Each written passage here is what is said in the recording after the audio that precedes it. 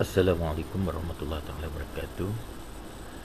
Alhamdulillah rabbil alamin wassalatu wassalamu ala asyrafil anbiya wal mursalin wa ala alihi wa sahbihi ajmain. Alhamdulillah, saya kenal Zainan Albidin bin Muhammad Saleh, pengarah agama Markas Tentera Darat, merupakan salah seorang daripada pelajar pengajian master dalam bidang dakwah dan kepimpinan Islam di Universiti Sains Islam Malaysia. Hari ini saya akan membentangkan tajuk amalan kepimpinan Islam di kalangan pegawai Tentera Darat Malaysia dalam bentuk satu tinjauan. Kepimpinan merupakan satu istilah yang biasa dan dekat dengan umat Islam. Sejak penciptaan Adam AS hingga generasi sekarang, kepimpinan merupakan satu elemen penting yang membentuk teras Islam. Hujah ini berdasarkan kepada keyakinan kita umat Islam bahawa manusia diciptakan untuk mentadbir bumi dan mengabdikan diri kepada Tuhan Yang Maha Esa. Ini berasaskan kepada firman Allah Subhanahu wa taala di dalam surah Al-Baqarah ayat 30. Allah Subhanahu wa taala berfirman, "Wa idz qala rabbuka lil malaikati inni ja'ilun fil ardi khalifah qalu ataj'alu man yufsidu fiha wa yasfiku ad-dima wa nahnu nusabbihu bihamdika wa nuqaddisu lak qala inni a'lamu ma la ta'lamun." Allah Subhanahu wa taala berfirman, dan ketika Tuhanmu berfirman kepada para malaikat, "Sesungguhnya aku ingin menjadikan di bumi ini seorang khalifah." Mereka menjawab, "Adakah engkau akan menjadikan di sana seorang yang melakukan kejahatan dan menumpahkan darah? Padahal kami telah lama bertasbih memujimu dan mensucikanmu." Maka Allah berfirman, "Sesungguhnya aku mengetahui apa yang kamu." Masalah kajian.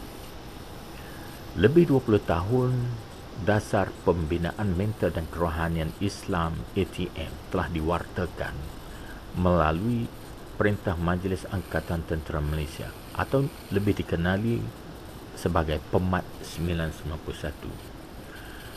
Dasar ini bertujuan untuk menyediakan keseimbangan pembinaan jasmani dan rohani bagi anggota tentera Malaysia. Dan selepas 20 tahun lebih dasar ini diwartakan, maka saya melakukan kajian untuk meneroka pencapaian program tersebut dengan melihat tahap kesedaran prinsip-prinsip amalan kepimpinan Islam di kalangan pegawai Tentera Darat Malaysia. Jadi kajian ini dilakukan melalui penilaian amalan prinsip kepimpinan Islam di kalangan pegawai Tentera Darat Malaysia. Dalam masalah kajian, problem statement, statistik ada menunjukkan bahawa terdapat peningkatan dalam krisis salah laku di kalangan anggota Tentera Darat Malaysia. Ia menunjukkan terdapatnya masalah dalaman dan krisis tingkah laku negatif di kalangan anggota tentera. Jadi adakah dasar pembinaan mental dan kerohanian Islam itu tidak memberi kesan terhadap tingkah laku pegawai Tentera Darat Malaysia, ataupun adakah ada faktor lain? Maka kajian ini cuba dilakukan. Sebelum ini, ada pengkaji-pengkaji telah melakukan kajian terhadap dasar pembinaan mental dan kerohanian Islam. Walau bagaimanapun, saya tidak menemui sebarang kajian yang dijalankan sehingga membawa kepada keberkesanan program terhadap amalan kepimpinan Islam. Oleh itu, saya melakukan kajian ini untuk mengisi kekosongan yang ditinggalkan oleh penyelidik lain, iaitu untuk fokuskan kepada elemen kepimpinan Islam semata-mata. Skop kajian penyelidikan ini hanya bertujuan untuk meneroka kesedaran pegawai Tentera Darat Malaysia berhubung prinsip amalan kepimpinan Islam dan tahap keberkesanan amalan kepimpinan Islam di kalangan pegawai tentera darat Malaysia. Kajian ini hanya ditumpukan kepada pegawai tentera darat yang sedang berkhidmat di Markas Tentera Darat Malaysia, dan lokasi ini hanyalah tertumpu di Markas Tentera Darat Malaysia, Wisma Pertahanan Kuala. Seterusnya, sorotan kajian yang lalu, literature review. Pengaruh dalam bab literature review sorotan kajian lalu, saya memberi tumpuan terhadap pengaruh Islam dalam Angkatan Tentera Malaysia, kepimpinan Islam, Islamic leadership behavior, asas kepimpinan Islam, characteristic of Islamic leadership behavior, dan objective of Islamic leadership. Pegawai Tentera Darat Malaysia. Anggota Tentera Malaysia merupakan anggota tentera yang sedang berkhidmat dalam Angkatan Tentera Malaysia yang tidak bebas menerima sebarang pekerjaan awam. Mereka terikat untuk berkhidmat dengan Angkatan Tentera untuk melindungi kedaulatan, kemerdekaan dan integriti wilayah Malaysia dari ancaman musuh.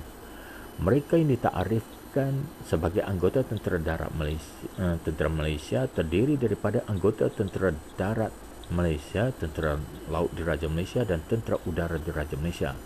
Tetapi tidak termasuk orang awam yang diambil bekerja oleh kerajaan di bawah Kementerian Pertahanan dan anggota simpanan tentera yang tidak aktif dalam perkhidmatan pada masa ini. Pegawai Tentera Darat Malaysia adalah anggota tentera yang ditauliahkan oleh Seri Paduka Baginda Yang di-Pertuan Agong sebagai Marshal Medan untuk berkhidmat dalam perkhidmatan anggota tentera Malaysia. Mereka adalah pegawai dari pangkat Lieutenant Muda atau setara dengannya sehinggalah kepada pangkat General.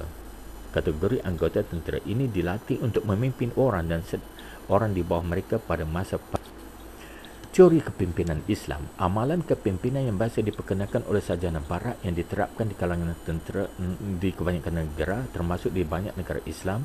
Umat Islam mengabaikan teori kepimpinan berdasarkan persepsi Islam yang telah dilaksanakan sebelum ini oleh Nabi Muhammad SAW dan 4 pemimpin utama yang dipanggil Khulafa Ar-Rashidin yang mentadbir negara selama 50 tahun. Kepimpinan Islam yang saya maksudkan di sini adalah merujuk kepada sekumpulan prinsip kepimpinan yang diekstrak daripada Al-Quran dan biografi Nabi Muhammad SAW serta para sahabatnya. Distrukturkan dengan kepimpinan yang baik dan beretika yang penting untuk membimbing organisasi dengan sewajarnya dan berkesan. Lebih-lebih lagi, ia membentuk tradisi Islam yang paling mulia dengan sains, ibadah, keadilan dan ihsan, dan memalu nilai-nilai ini dalam diri. Pengaruh Islam dalam tentera darat. Tonggak utama etos tentera darat adalah kepercayaan kepada Tuhan. Ini mencerminkan ketundukan tertinggi manusia kepada ketuanan Tuhan. Jadi dalam tentera darat, walaupun tentera darat Malaysia diasaskan pada sistem British, walau bagaimanapun pengaruh Islam telah ada semenjak tertubuhnya tentera darat itu sendiri. Dan kalau kita tengok kepada ikrar kesatrian, ikrar yang pertama adalah kepercayaan kepada Tuhan dan bertakwa kepadanya. Dan dalam etos tentera darat ada 7 perkara yang diberi keutamaan. Yang pertama sekali, kepercayaan kepada Tuhan, kemudian disiplin, integriti, ketaatan, esprit de corps, pengorbanan, kehormatan dan profesionalisme. Itu merupakan etos yang sering dipegang oleh anggota tentera darat dan ianya adalah selari oleh Islam. Okey, seterusnya kita pergi kepada pengaruh tentera darat Malaysia. Saya dah nyatakan bahawa walaupun Islam tentera darat diasaskan dalam sistem British, terdapat pengaruh yang kuat terhadap agama Islam.